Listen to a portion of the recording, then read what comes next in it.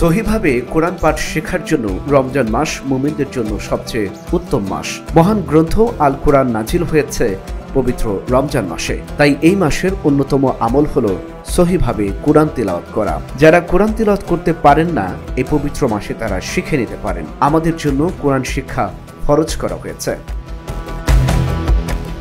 কোরআনে ইরশাদ হয়েছে, পড়ুন আপনার রবের নামে, যিনি সৃষ্টি করেছেন।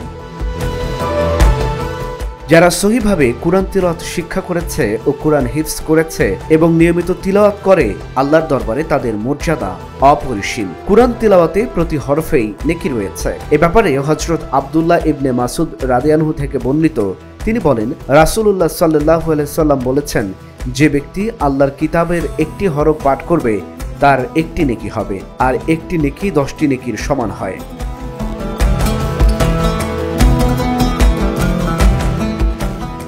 সর্বদা ধীরে সুস্থে সুস্পষ্টভাবে এবং শুদ্ধ উচ্চারণে কোরআন তিলাওয়াতের চেষ্টা করা আমাদের একান্ত কর্তব্য।